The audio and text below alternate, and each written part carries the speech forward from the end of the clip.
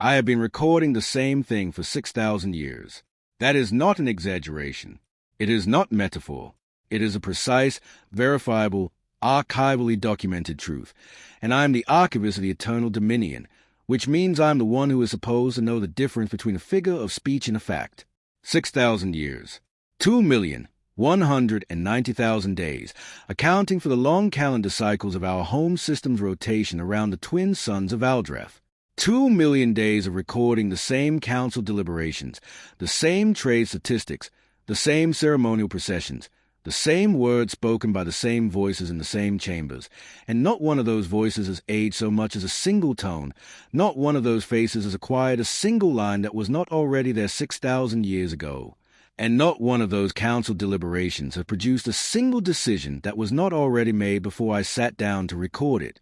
This is the eternal dominion. This is what perfection looks like from the inside.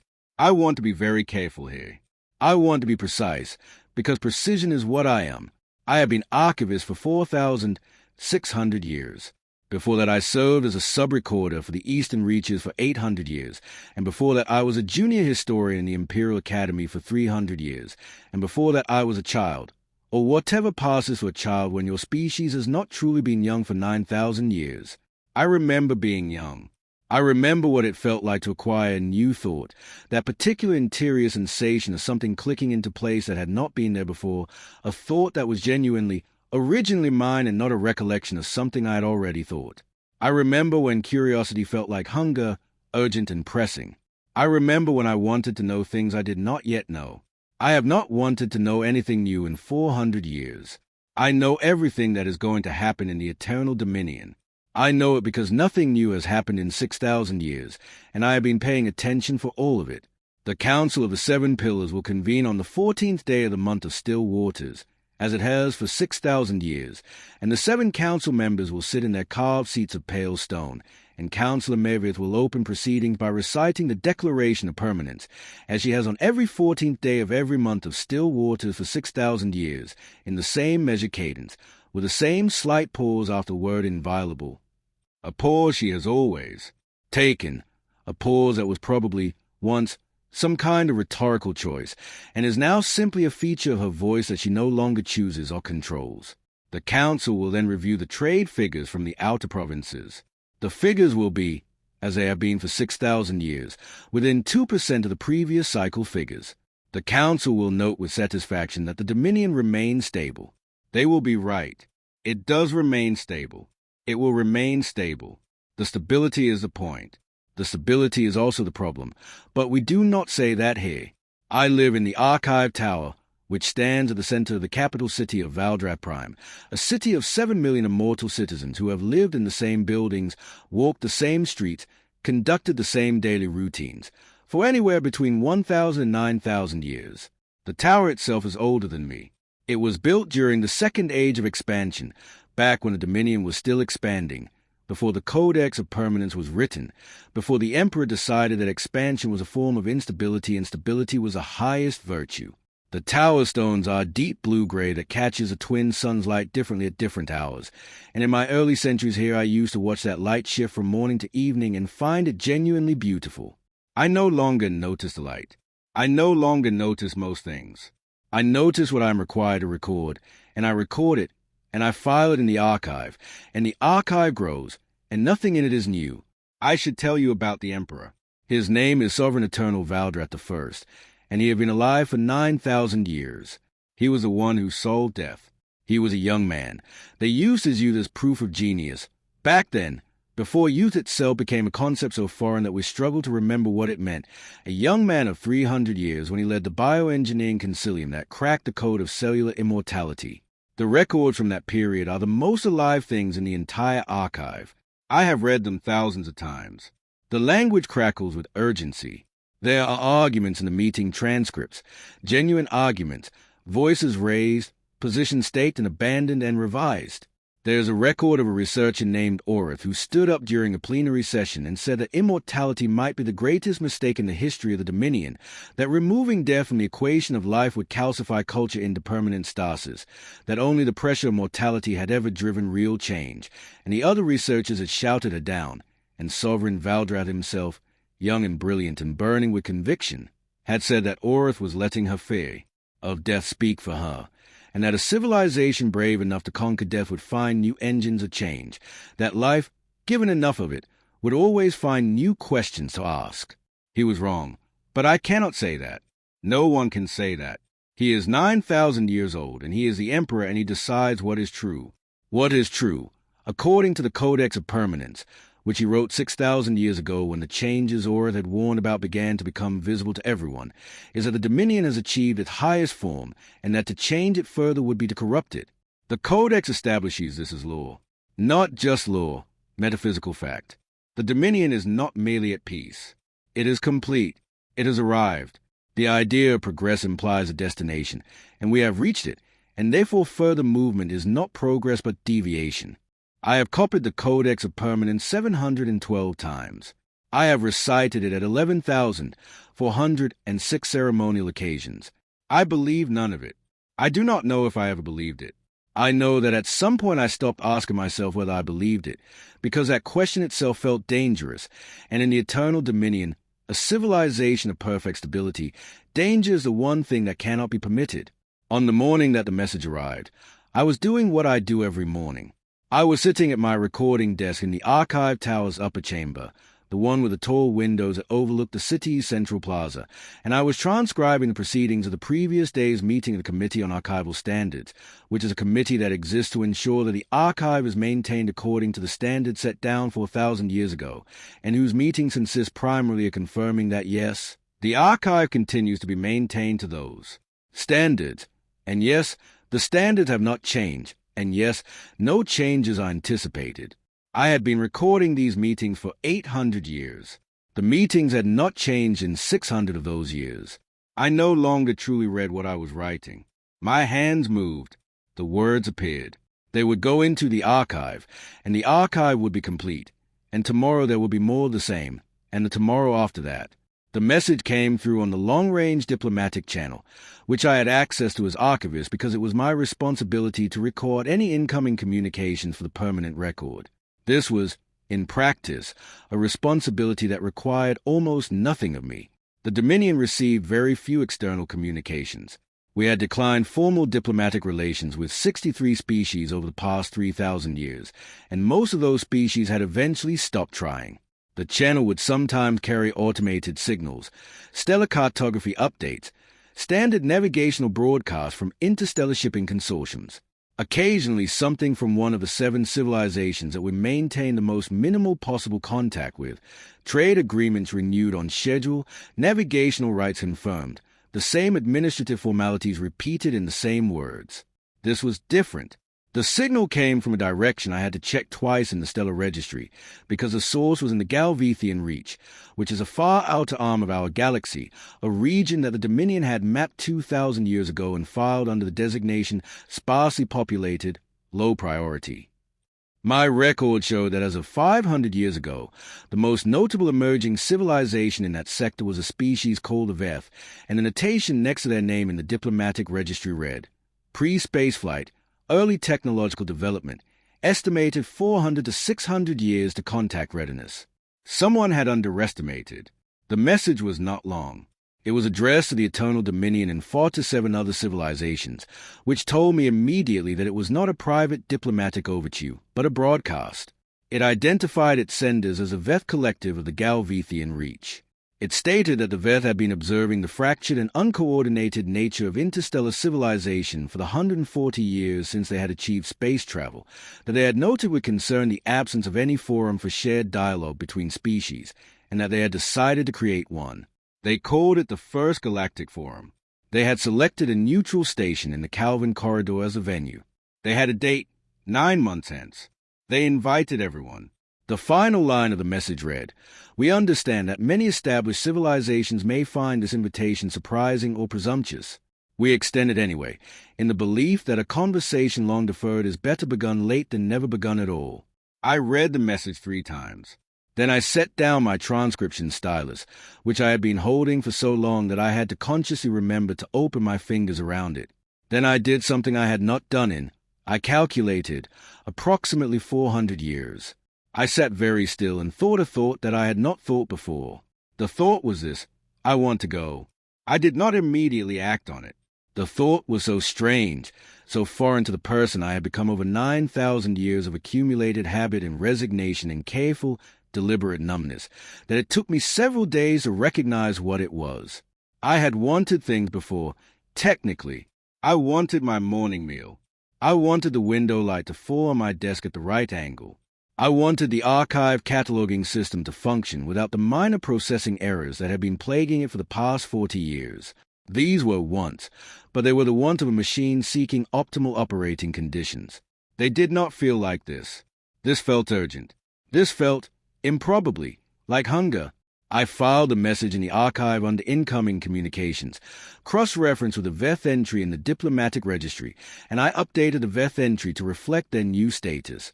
Spacefaring, contact-capable, early interstellar development. I noted their invitation. I noted the date.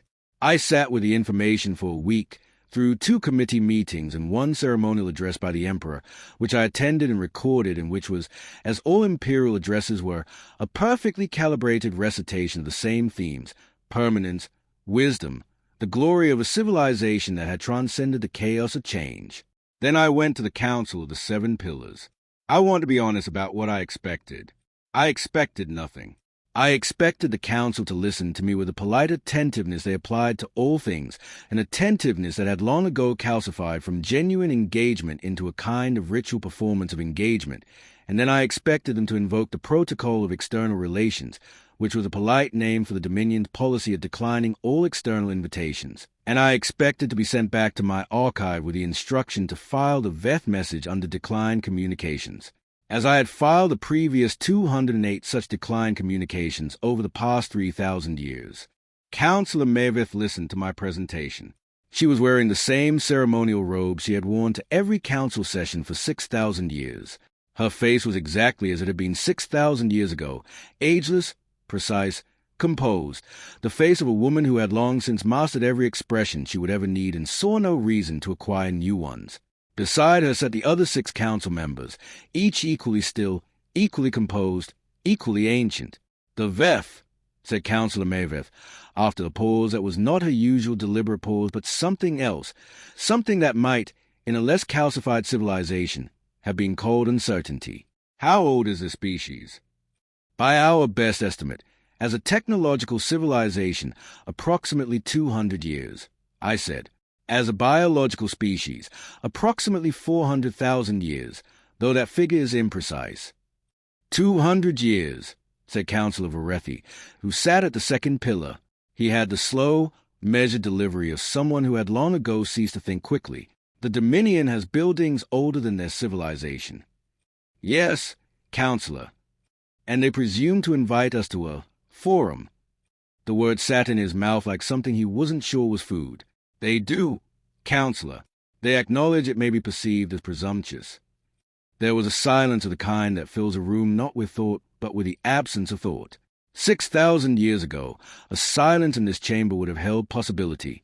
Now it held only the distant sound of the city outside, entirely unchanged, entirely familiar. File it under declined communications, said Councillor Maveth. I did not file it under declined communications. I am not sure, even now, looking back, that I made a decision in any meaningful sense. Decision implies deliberation, and what I did had very little of that.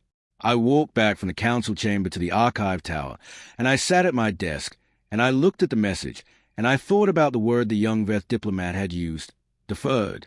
A conversation long deferred, not abandoned, not impossible, merely put off, for reasons that had once seemed good and had accumulated in the meantime into something more like fae.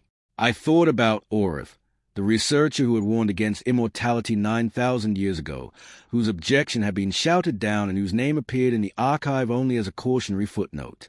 I thought about what she had seen, 300 years old and burning with the certainty of someone who had not yet forgotten what it felt like to be uncertain. I thought about the researchers in those old transcripts, the ones that crackled and argued and pushed and revised. I thought about the fact that I had not had a new thought in 400 years, and that this thought, I want to go, was the first new thing to move through me in all that time, and that if I filed a message under declined communications and went back to my transcription desk, I might never have another one. I booked passage on an out-to-reach transit vessel under my archival authority, which permitted me to travel in service of historical documentation. The transit vessel was one of the Dominion's quiet, efficient, ancient ships, crewed by citizens who had run the same routes for between 500 and 2,000 years.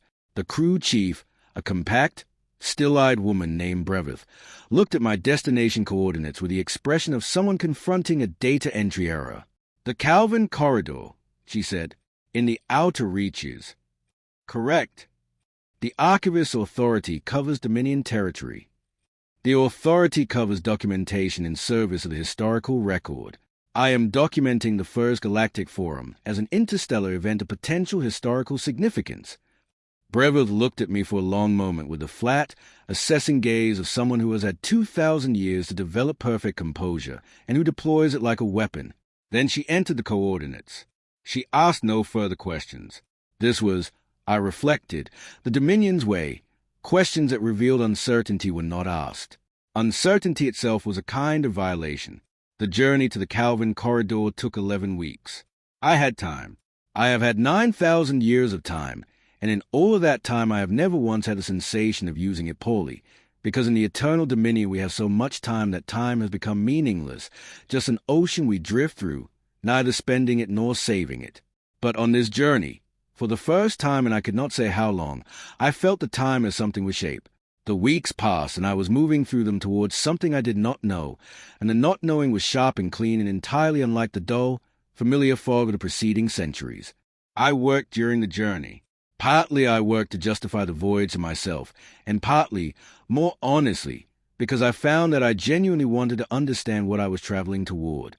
I pulled up everything in the archive relating to the Veth. It was not much. A few observational reports from survey drones, population data, atmospheric analysis of their home system, a note from a bioscanner mission 300 years ago that had catalogued their earliest technological signatures. There was one intercepted communication from 200 years ago, when they had first achieved radio capability, from before they had any idea they were being listened to. It was a cultural broadcast, some kind of performance or ceremony. The translation was rough and partial, but I could make out fragments of what seemed to be poetry or song, and there was in those fragments something that made me set down the data slate and stare at the wall of my cabin for a long time. The fragments spoke of longing. They spoke of smallness in the face of vastness. They spoke of a sky full of unknowns and the terror and joy of being the kind of creature that looked up and wondered. They were not sophisticated, by any measure I had been trained to apply. They were rough and emotional and imprecise. They made me feel something that I would need several more weeks to identify, and which I eventually recognized, with something close to shock, as grief. Not grief for the Veth, who seemed to be doing perfectly well. Grief for myself. Grief for the thing in me that had once looked up at a sky full of unknowns and felt exactly what those old Veth words described. The Calvin Corridor is a region of unusual stellar density in the middle arc of the galaxy, far from both the Dominion's core systems and the Veth's outer reach home. It is crossed by several major interstellar shipping lanes, which is presumably why it was selected. Neutral ground, reachable by multiple species from multiple directions, claimed by no one. The station the Veth had chosen was called Intersection Station Calvin, an old way station built centuries ago by the Myrathai Confederation for long-haul freight and diplomatic transit. It was not large. It was not beautiful. It had the battered, functional aesthetic of a place built for use and not for display, which was already so foreign to Dominion sensibility that when the transit vessel docked and I descended the boarding ramp for the first time, I had to stand still for a moment just to process the visual input. The station was full of species I had never seen. This requires some explanation. As archivist, I had seen, in the two-dimensional flatness of records and reports and visual archives, representations of perhaps 30 alien species. I knew their physiologies, their histories, their diplomatic postures.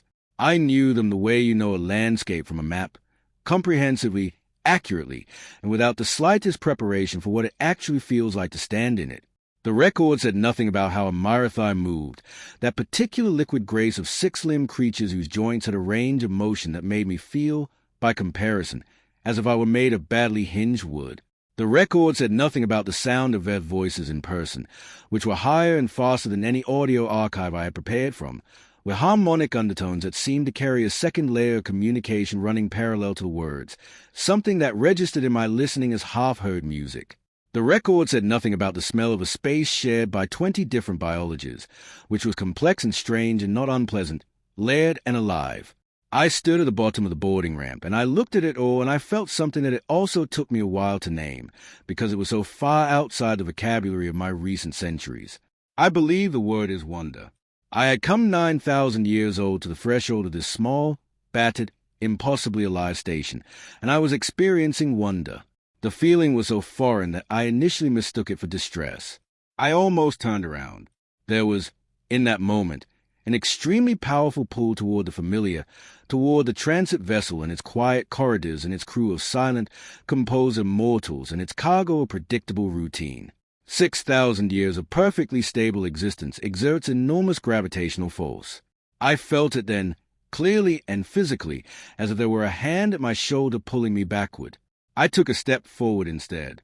The forum's opening session was not scheduled until the following morning, and the station was in what appeared to be an organized pre-event chaos that I gathered was normal for such gatherings. I had arranged accommodation in the station's diplomatic quarters, a modest suite of rooms with the bare functional elegance of a place designed to offend no one. I set my recording equipment up on the small desk, and then found that I did not want to stay in the room. I wondered. I have spent considerable time in the years since trying to describe what it was to walk the corridors of Intersection Station Calvin in those first hours, and I am not sure I have a language for it.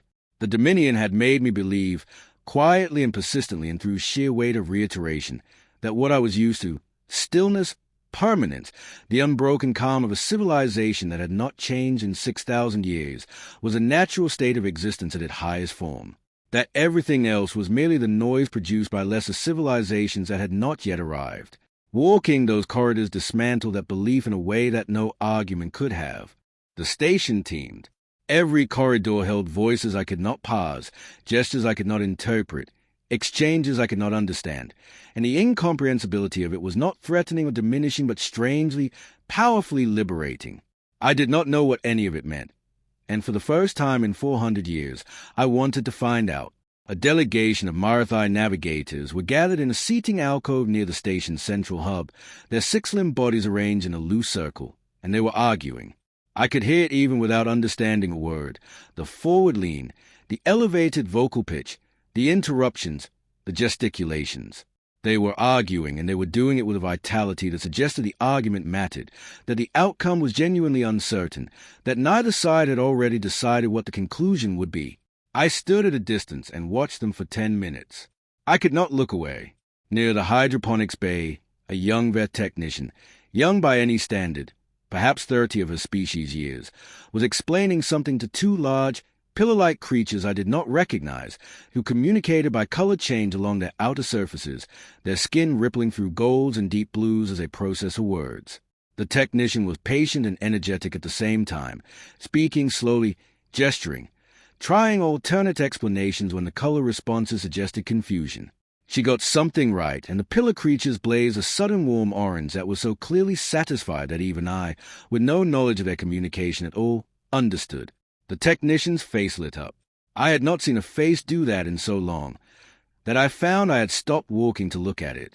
I encountered my first vet who spoke my language near the forum's registration desk, and the encounter reorganized something in me that I did not realize had needed reorganizing.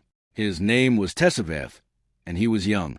I learned later that he was 42 years old, which meant he had been an adult for perhaps 20 years, which meant that his entire conscious life represented approximately the amount of time I had spent in a single foyer archive audit cycle, and he had been assigned as a liaison and translator for the Eternal Dominion delegation. This despite the fact that there had been significant debate among the Veth Forum Committee about whether the Dominion would send anyone at all.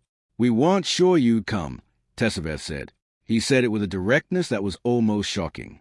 In the Dominion, no one said what they weren't sure about. Uncertainty was not confessed.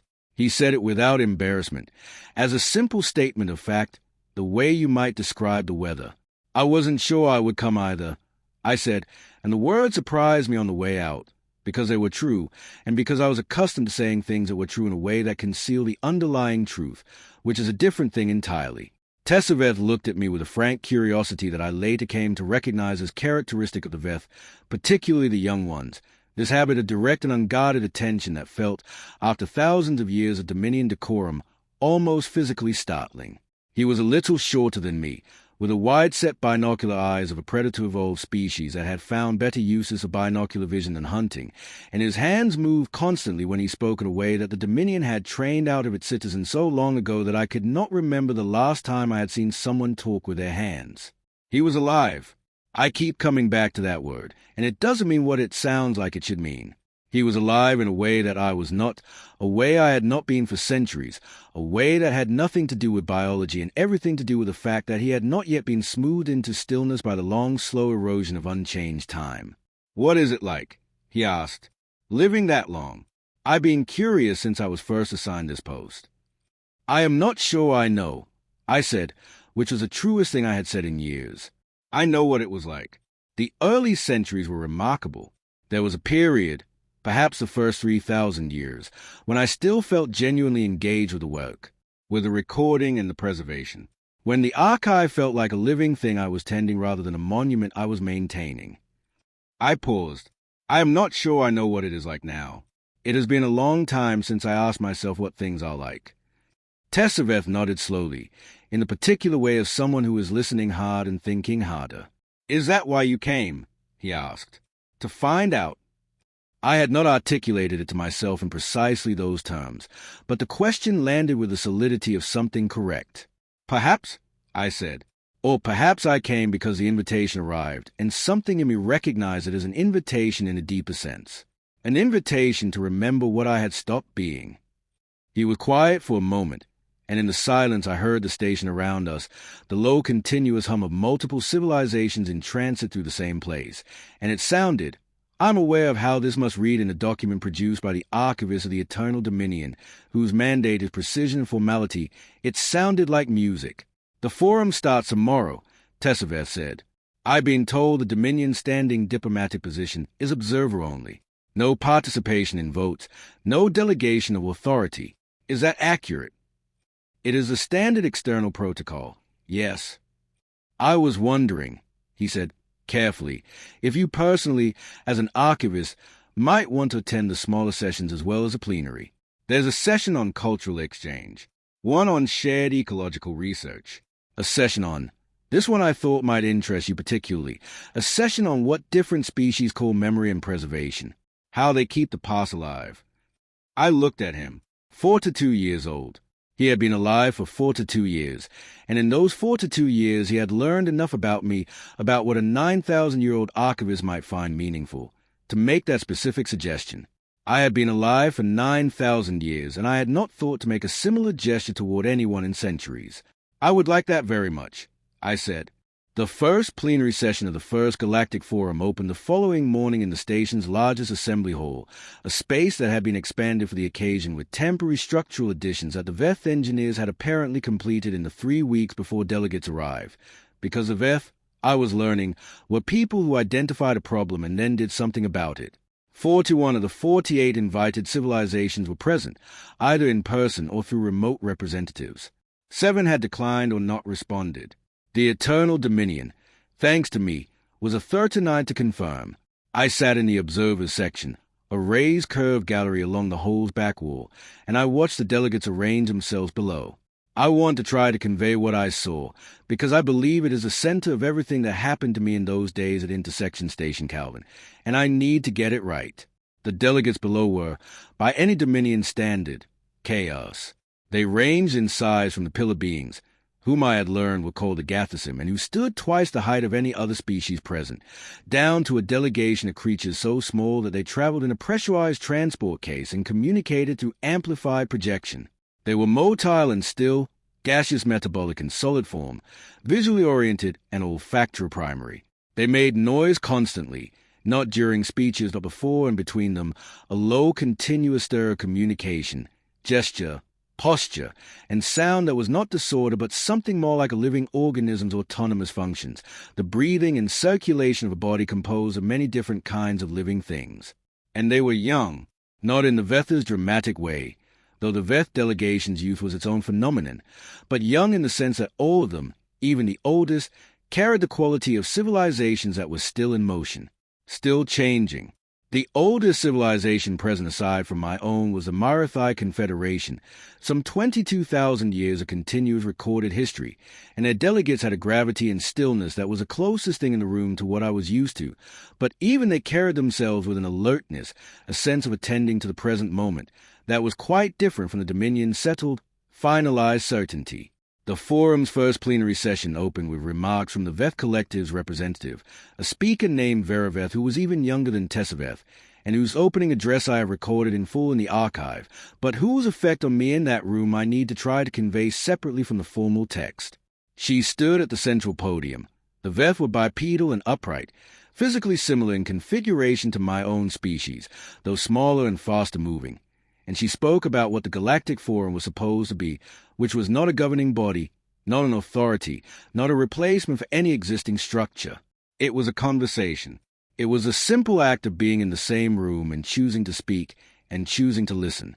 She said that the Veth had identified, in their 140 years of space travel, that the galaxy's civilizations had developed almost entirely in isolation from one another, and that this isolation was not natural but was instead the accumulated result of choices made by species that had found each other strange or threatening or simply irrelevant, and that these choices are compounded over thousands of years into a silence so complete that most species alive today had no meaningful relationship with any other species.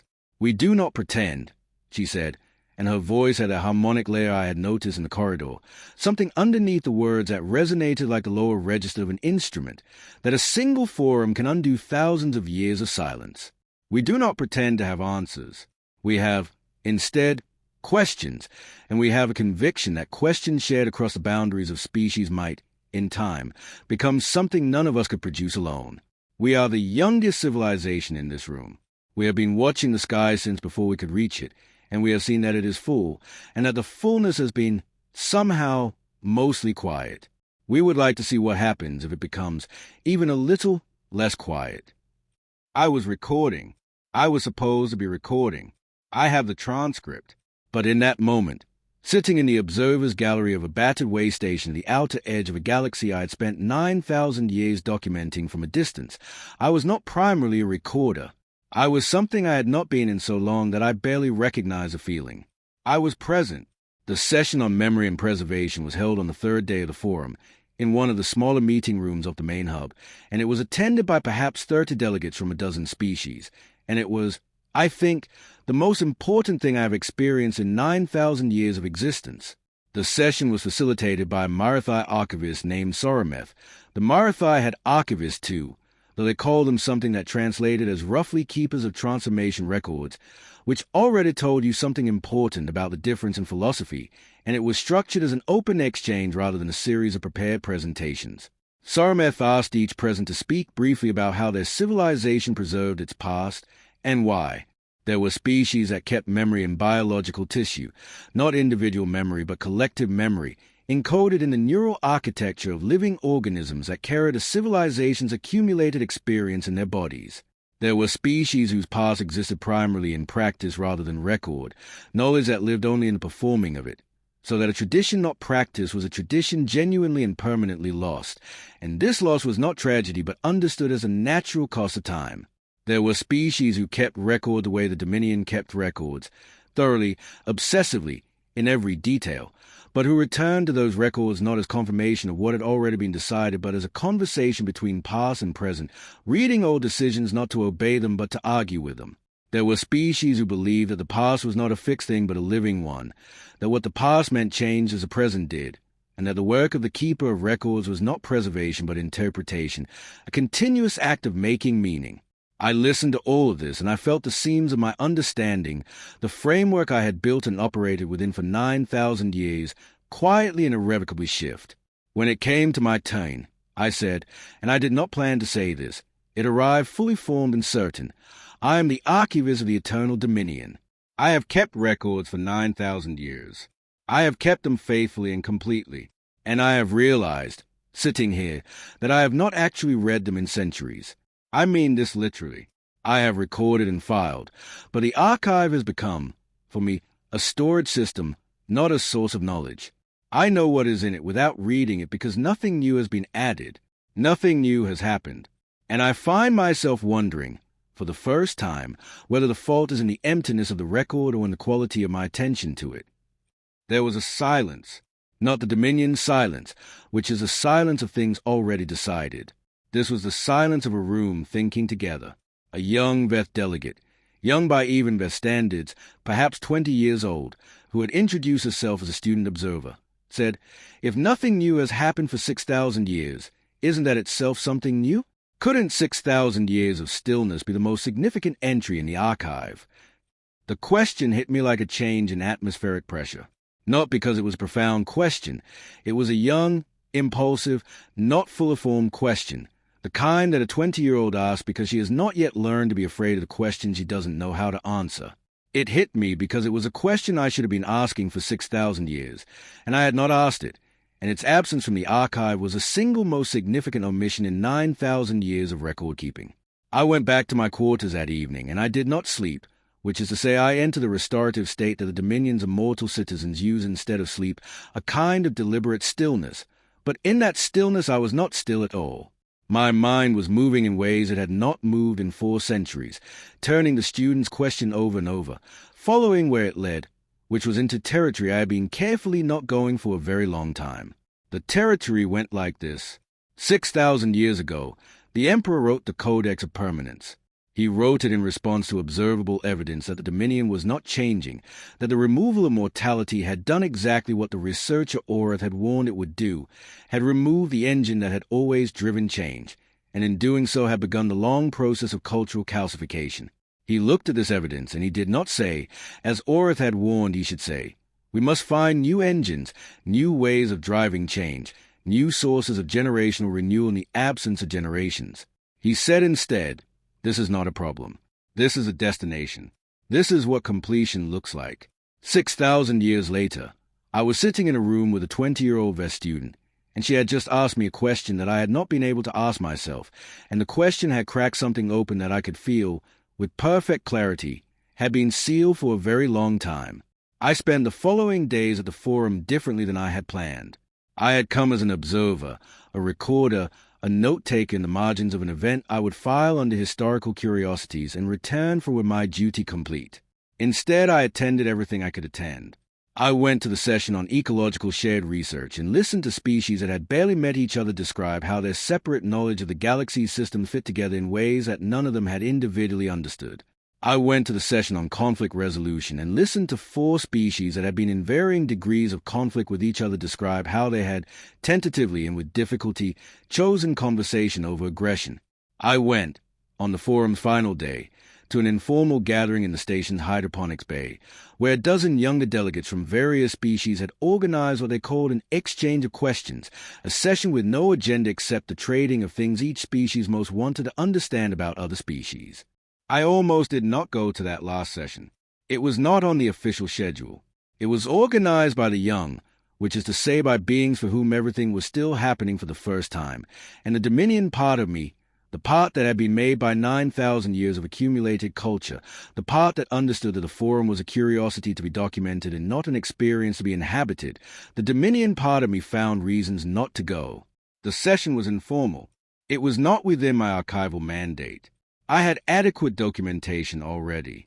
I went anyway. Tessaveth was there, sitting on a low-planter bench beside a young Marathai delegate who was learning to read his harmonic undertones with the focused attention of someone picking up a new language in real time. Several of the Veth students were there, including the one who had asked me the question about 6,000 years of stillness.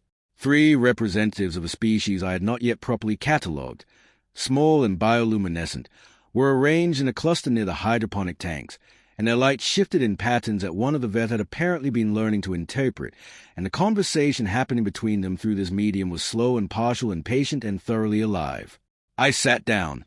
I sat, rather than stood, in the observer's posture I had maintained for most of the forum, and for the first time in the 5 days I had been at Intersection Station Calvin, I did not take out my recording equipment.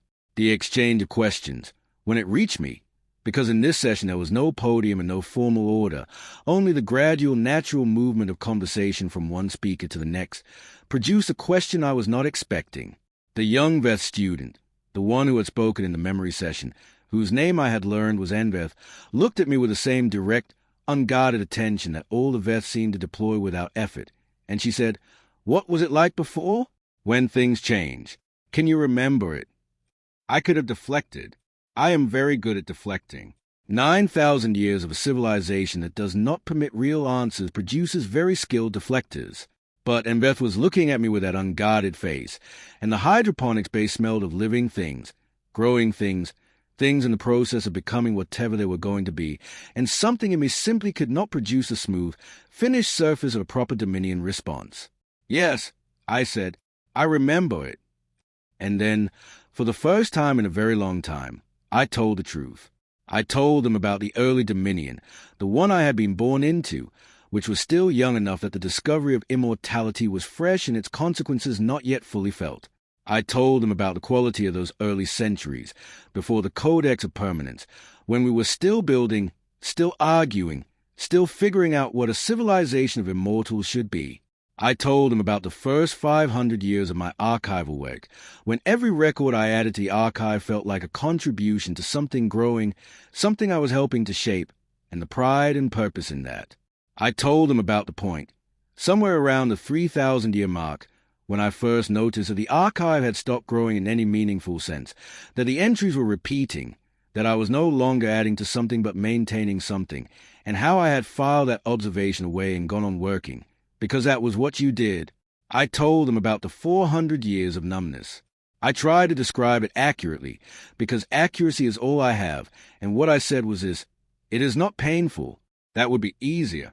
It is instead a kind of smoothing. Everything becomes equally important and equally unimportant, which amounts to the same thing. You continue to function.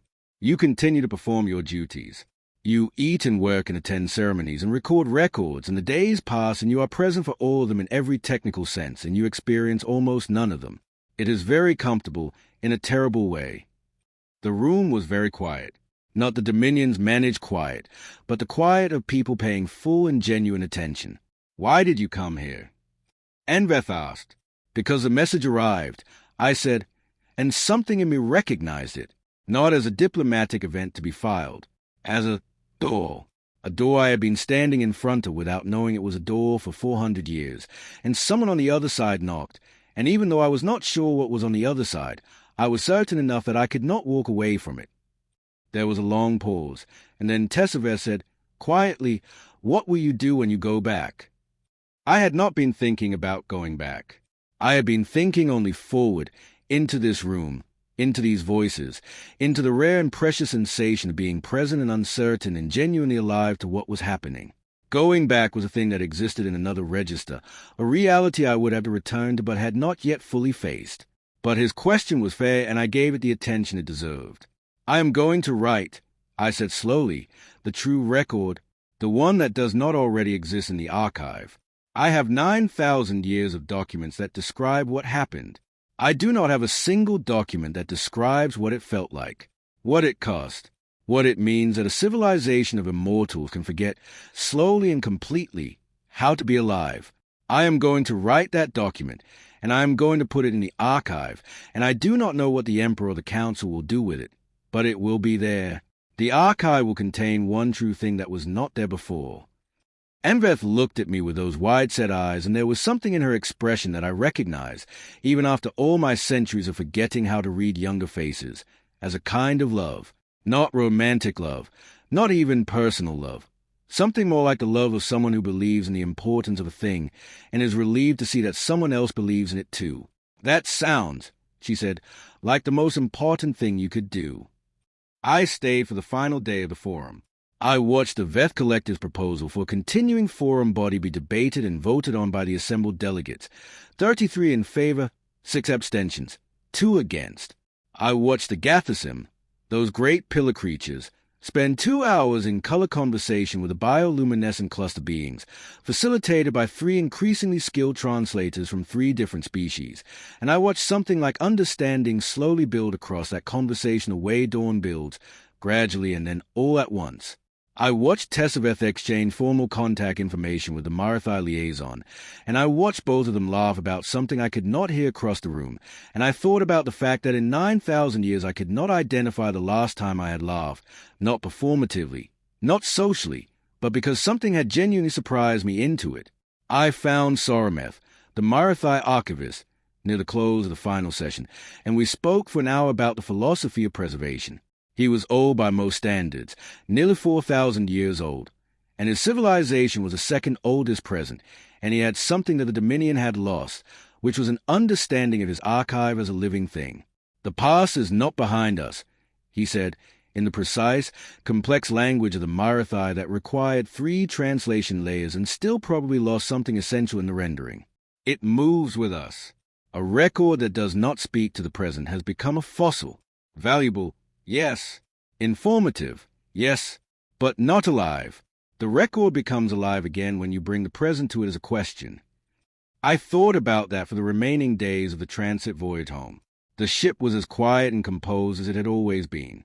The crew moved through their routines with the serene efficiency of beings who had performed these exact routines for centuries and would go on performing them. The corridors were clean and ordered and perfectly familiar, and I walked them differently than I had walked them on the journey out. Not faster, not slower, just more awake. I spent much of the return voyage writing, not recording. I did plenty of that. The official documentation of the forum, the transcript of the plenary sessions, the roster of attendees, the formal record of the vote to establish continuing forum body.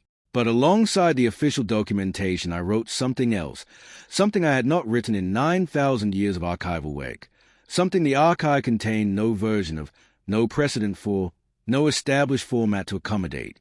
I wrote the truth, not the facts. The archive has always had the facts.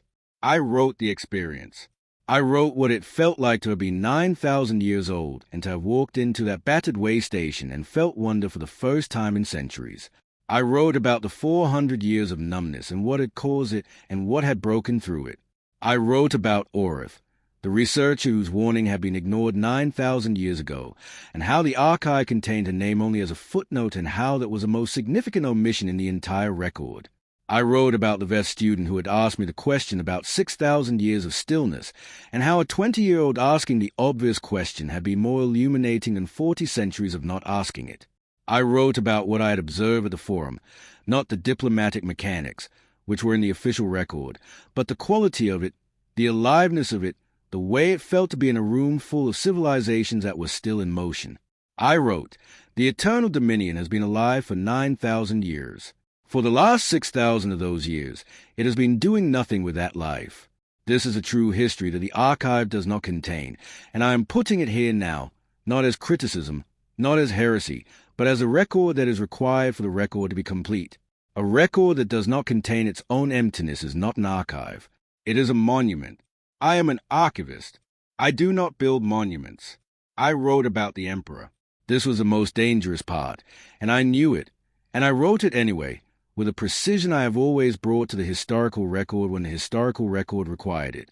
I wrote that a 9,000-year-old mind that has not encountered genuine challenge or disagreement in 6,000 years is not wise. It may have been wise. It may have achieved insights that short-lived minds could not reach. But 6,000 years of unchallenged certainty does not produce the deepest form of wisdom. It produces a deep form of habit, which resembles wisdom from the outside but has lost the quality of genuine engagement that wisdom requires. I wrote that this was not a condemnation but a description, and that the description was the most urgent item in the historical record. Valdrath Prime came into view on the transit vessel forward screens 3 days before arrival, and I stood at the screen and looked at it with different eyes than I had used on departure. It was beautiful. It has always been beautiful. The twin suns casting double shadows, the great curved lights of the inhabited ring, the slow orbital patterns of the outer platforms. The Dominion had built this over 9,000 years, and I had spent most of that time recording it, and the beauty of it was real. That was important.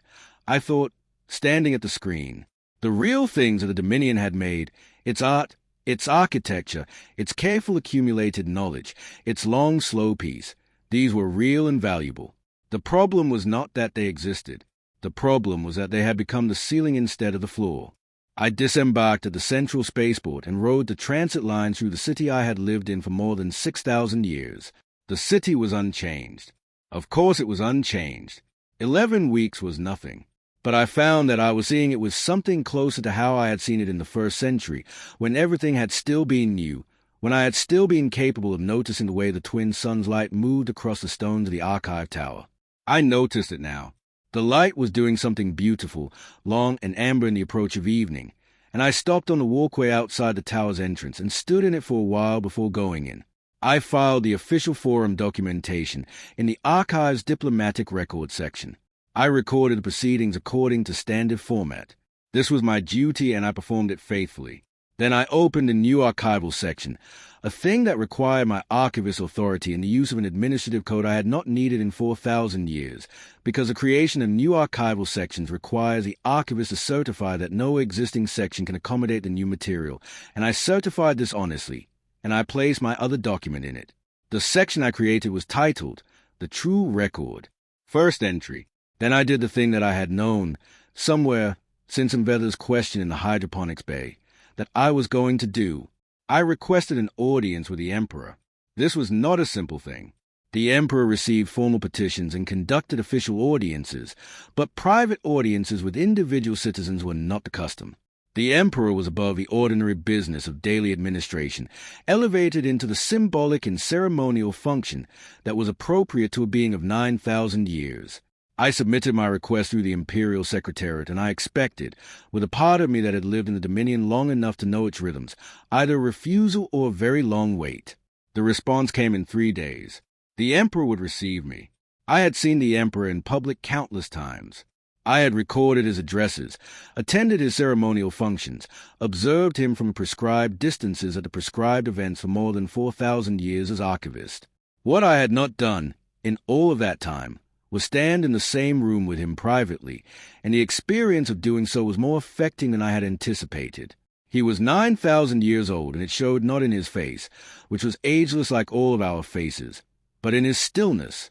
It was a different quality of stillness from what I had observed in the council or in the citizens I passed every day. Theirs was a stillness of habit, of beings who had stopped encountering things that required them to move. His was the stillness of someone who had, at some point a very long time ago, decided to be still, and who had maintained that decision across 9 millennia with the absolute consistency of complete conviction.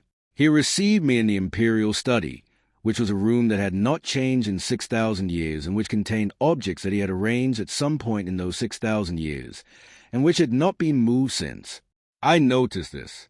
I noticed the quality of the room, perfectly preserved, perfectly ordered, and I recognized it, for the first time, as the interior of the same stillness I had been documenting in the archive. "Archivist Kael," the Emperor said. His voice was deep and measured and completely certain. "You attended the Veth Forum." "I did, Sovereign." "I was informed. I chose not to recall you." He paused, and the pause was not Councillor Mvetha's habitual pause, but something deliberate and watchful. "I wished to see what you would bring back." This surprised me. I had not expected engagement. I had expected to present my case against the composed silence of immovable certainty and to make my argument into that silence and to wait for its judgment. The idea that the Emperor had been watching, that he had allowed my departure to happen and had been curious about the result, required a rapid recalibration. "I brought back the official record," I said, "which I have filed in the archive according to standard procedure. And the non-official record. I have also created a new archival section and filed a personal document there." "I know. I have read it." I held still. In the Dominion, when the Emperor says he has read something, there is a weight in the declaration that can mean many things, from formal acknowledgement to the prelude of judgment. I waited. "The section you have titled The True Record," the Emperor said, slowly, as if testing the weight of each word. "The document you have placed there." "Yes, Sovereign. It is an accusation. It is a record." Another silence, longer. I stayed in it rather than filling it, because I had been in rooms recently where silence was allowed to be productive, where it was not immediately filled by the sound of things already decided, and I had learned that waiting was sometimes the most useful thing. "I remember," the Emperor said, and the unexpectedness of this, of the Emperor of the Eternal Dominion, speaking the word remember in that particular tone, the tone of someone who is going to the place the word points, stopped me. I remember when I was wrong. Not about all of it. Not about immortality itself. I still believe that was right. I believe we were right to solve death. I believe we were right to make the choice we made. He stopped. The stillness in the room had changed quality, had become something more like the productive silence I had been learning to recognize. But Orith was also right. And I knew she was right, in the room, when she was saying it, and I was afraid. I was afraid of what her rightness required. I was very young, by our standards now, and I was afraid. I had not, in 9,000 years, heard the Emperor say he was afraid. The words arrived in the room like something solid. The Codex of Permanence, I said carefully, was written to manage that fate. It was written, the Emperor said, to explain what was already happening. The stillness had already begun by the time I wrote it. I did not cause the stillness by writing it. I ratified it. I gave it doctrine. He stopped again. That is a distinction I have had 6,000 years to make, and I am not certain it exonerates me. I looked at the Emperor of the Eternal Dominion, 9,000 years old, the oldest living being in the known universe, the man who had solved death and frozen his civilization in the attempt to make peace with the consequences, and I saw something I had not seen in a face in a very long time. I saw someone genuinely uncertain about something genuinely important, someone who had been living with a question for longer than most civilizations had existed. The vet student who asked a question about 6,000 years of stillness, I said, in my document, she was 20 years old. I read that. She asked a question that I should have been asking for centuries, and that I did not ask because I had been made, by the culture of the Dominion, by the Codex, by the long, slow wait of unchanged time, into someone who did not ask difficult questions. She asked it because she was 20 years old and had not yet been trained out of asking what she didn't understand. I paused. We have removed death from the equation, but we have also, without intending to, perhaps, remove the pressure that generates new ways of thinking. Every generation that has never lived asks the questions that the previous generation forgot to ask. We no longer have new generations. We no longer have the forgetting that makes room for new questions. The Emperor was quiet for a long time. The study was very still around us, perfectly ordered, the objects in it unchanged for 6,000 years, and through the high windows the light of the twin suns moved slowly across the floor in the amber of evening, the same movement of light I had stood in on the walkway outside and noticed as beautiful. "What do you propose?" he said. "I propose nothing yet," I said honestly. "I have one document in a new archival section called the True Record. I have one entry. I am asking, as archivist, for the mandate to continue making entries in that section. Entries that document not the events of the Dominion, but the quality of its experience. The internal record, what it actually is like now to be part of this civilization." I paused. Over time, that record may itself become a kind of Orith, a voice that says what no one wants to hear, so that the civilization retains a capacity to hear it. And if what it says requires change, then it requires change. A record that cannot produce change is not a record. It is a monument. I do not build monuments. I had written that line in my document, and hearing it in the room, hearing it said to the Emperor, the person most responsible for the monumental quality of everything I had been describing, felt different from writing it. More real, more committed. The Emperor looked at me with the deep, still eyes of 9,000 years of absolute authority, and something much older than that authority, something that predated the Codex of Permanence and the stillness and the soul of death, something that had once been a brilliant, young, terrified researcher making the most consequential decision of his civilization's history. "You have my authorization," he said. "Continue the true record." It was not, I want to be clear, the beginning of a revolution. I know that is what this kind of story is supposed to produce, the single brave act that cracks open the frozen order, the moment everything changes, the cascade of consequences that transforms a calcified civilization into something vital and new. That did not happen because 9,000 years of stillness is not cracked open in an afternoon, and because real change, the kind that actually changes a civilization and not just its surface, is not an event but a process, and processes take time. And time is the one thing the Eternal Dominion has in absolute abundance. But something happened. Not nothing. Something. I went back to the archive tower and I opened the true record section, and I began to write. And this time the writing was not the mechanical production of confirmed facts in established formats. It was thinking on the page. It was a live, uncertain, dangerous thing that thinking actually is when you are not already sure what conclusion it will reach. I wrote about the Forum, yes, and about Tessaveth and Enveth and Sorameth, but I also wrote about Valdrath Prime, about the ways the city had not changed, about the question of what a truly immortal civilization owed to the future it would always inhabit, about the difference between permanence and completion, about the 6,000 years of identical council meetings and what it would mean to have a council meeting whose outcome was genuinely uncertain. I sent a copy of the True Record's first entry to the Council of the Seven Pillars to all 7 council members, as was my archival right. Councillor Maveth read it and did not respond. Councillor Varethi sent back a formal acknowledgement that was, by Dominion standards, the equivalent of a very stiff silence. 2 of the junior council members, both of whom, I was startled to learn, were only 1,100 years old, young by Dominion standards, and who had apparently been sitting on their council seats for 400 years with the careful composure of beings who had learned very quickly that the way to survive in the council chamber was to be fully present and completely invisible, sent private messages. The messages were brief and formal and said nothing extraordinary, but they said it with the quality of people who were saying it for the first time, and at the bottom of each one, in the place where Dominion correspondence traditionally bore only the sender's formal title, were words that the senders had apparently chosen with care. One said, "I have read the full document. Thank you." The other said, "I have been Archivist curious for 300 years. I did not know there was a way to say so." I returned to Intersection Station Calvin 8 months later for the second session of the Galactic Forum. This time I traveled on my own authority, without the need to justify the journey to the council, because the Emperor had given me a standing authorization that carried enough weight to deflect even Councillor Maveth's considerable talent for institutional disapproval. This time I came not as an observer but as a participant. I joined the working group on interstellar cultural exchange. I volunteered to serve on the advisory panel for the Forum's archive project, a shared repository of information about the attending civilizations that Sorameth and I, in the remaining days of the First Forum, had begun to sketch the outlines of.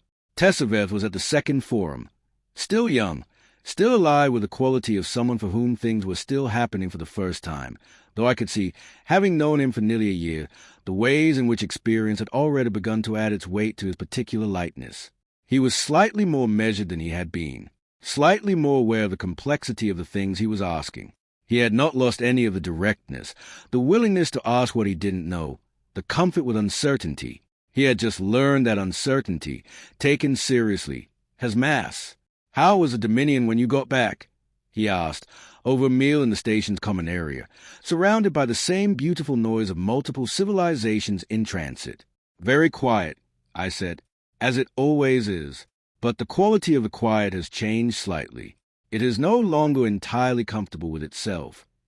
"Is that good?" "I think it is necessary," I said. "Good is a harder word. Comfort is comfortable. Discomfort is uncomfortable. But a civilization that is entirely comfortable with its own stillness is a civilization that has stopped paying attention. I would rather have a civilization that is uncomfortable and awake than one that is comfortable and asleep." Enveth was at the Second Forum too, older by a year, which for the Veth registered visibly in a subtle way, a slight settling, a slight deepening of her already serious attention. She had been accepted into the Forum's junior research program, a new initiative that the Veth had created to expose young minds from multiple species to each other's ways of thinking. She and I spent 2 afternoons working together in the archive project, and the experience of working with her, her speed, her associative leaps, her complete fearlessness about being wrong, reminded me of what thinking had felt like in the first centuries, when I had not yet calcified, when a new idea was something to run toward rather than something to verify against established positions. "Can I ask you something personal?" she said on the second afternoon, in the way the Veth asked personal questions, which was directly and without pretense. "Yes." "Do you think the Dominion can change? Really change? Or is it too late? 9,000 years is... I can't really imagine 9,000 years, but it seems like that might be a long time to have gone one way." I thought about this honestly, because she deserved an honest answer, and because honest answers were the only kind I was still willing to produce. I don't know, I said. I think the question of whether it can change is less important than whether it wants to. The capacity for change is still there. We are not physically different from what we were. We have the same minds, the same ability to generate new thoughts, if we choose to use them. What has atrophied is the wanting, the sense that change is something to desire rather than resist. I paused. I believe, I hope, that the wanting can be relearned. I think it can be relearned gradually. I think the true record, if it continues to tell the truth, will over time produce a dominion that knows about itself what dominion citizens have individually known but collectively denied for a very long time, and that knowing might eventually become wanting. Anver thought about this. That seems very slow, she said. My civilization moves slowly, I said. It has 9,000 years of practice at it. But slowly is not the same as not at all. And for the first time in 6,000 years, I believe that not at all is not the only option. She smiled, and in the smile there was that quality I had noticed in her face in the hydroponics bay, the quality that I had recognized as something like love. I smiled back, and it was not a social smile or a ceremonial smile or the careful managed expression of a 9,000-year-old Dominion citizen performing the gesture of warmth. It was a real smile, the kind that happens because something genuinely good is being felt, and I noticed it happening and let it continue without managing it, which was itself a kind of change, small but real. When I got back to Valdrath Prime after the second forum, I went to the archive tower and I sat at my desk and I looked out at the central plaza below, where the twin sun's light was moving across the stones in that long amber way, and I wrote the second entry in the true record. Then I wrote the third. Then I compiled the archival proceedings from the second forum, the official record, which I filed in the established section with the other diplomatic records. Then I opened my correspondence, which included the quarterly report from the Committee on Archival Standards. The committee's report was, as it had been for 800 years, a confirmation that the archive was being maintained to the standards set 4,000 years ago, that no changes to those standards were anticipated, that everything was in order. I wrote back, for the first time in 800 years, with a proposal. I propose that the committee consider adding a new standard to the archival guidelines, a standard that would formally recognize the true record section as a permanent and ongoing element of the archive structure, and that would establish the principle that an archive must contain not only the record of what occurred, but the record of what it was to be present when it occurred. The true record, I propose, was not a personal document, but an archival category, one that had been absent from the Dominion's archive for 9,000 years, and whose absence was itself the most important thing the archive did not contain. Councillor Maveth would object. The committee would deliberate for years. The Imperial Secretariat would move at the pace of a civilization that had not been in a hurry for 6 millennia. None of this concerned me. I was 9,300 years old. I had time. More importantly, I had, for the first time in 400 years, a reason to use it. I put the proposal in the out queue, and I turned back to the window. The light on the plaza was beautiful. I noticed it and held the noticing. Outside, the city of Valdrath Prime carried on as it had for 6,000 years, unchanged and ancient and genuinely, truly magnificent in the way that anything very old and still standing is magnificent. The sheer improbable stubbornness of its continued existence, the accumulated care of 9,000 years of immortal citizens choosing to tend it every day. It was not the whole truth. It was not even most of the truth. But it was part of the truth, and the true record would contain it. In 9 months, there would be a third forum. Tessaveth had sent me the preliminary agenda, which included a new working group on something the Veth had titled, with their characteristic combination of simplicity and ambition, the long civilizations, a formal study group on what very old civilizations knew, and what they had forgotten, and whether the knowing and forgetting might together produce something that neither alone could. He had asked me, in the message, if I would help facilitate it. He had asked with that directness, without diplomatic cushioning, without the elaborate formal courtesies of established civilization correspondence. Would you help us with this? You would be very good at it. I was the oldest being who attended the forum. The oldest by a considerable margin, if you excluded Sorameth, who was very old by most standards, but was not, as I was, old enough to remember the world before the Dominion had achieved its finished form. I was 9,300 years old. I remembered things that no one else in the known galaxy alive today had experienced. I carried in me, along with 4 centuries of numbness and 6,000 years of recording the same committee meetings, also the living memory of what it had been like to be part of a civilization that was still asking what it was supposed to become. I carried Oratha's voice, which the archive had recorded as a footnote in which I had come, in the months since the forum, to hear as one of the most important voices in the entire archive. I had thought, for 400 years, that the length of my life was a fact, neither good nor bad, simply the condition within which I operated. I had thought of the 9,000 years as primarily a weight, an accumulation, a thing that had filled up every available space and left no room for new things to enter. I was beginning, with a particular and improbable newness of a thing beginning very late, to think of it differently. The 9,000 years was not only a weight, it was also a resource. It was also, in the hands of someone who had remembered how to use it, a kind of possibility. I wrote to Tessaveth, "Yes, I will help." Then I went back to the window and let the light of the twin suns fall on my face, amber and long in the late afternoon of a day in the eternal dominion, unchanged, ancient, still here, and no longer entirely finished. This story was brought to you by HSY Stories. Subscribe to our channel and be the first to experience every new story.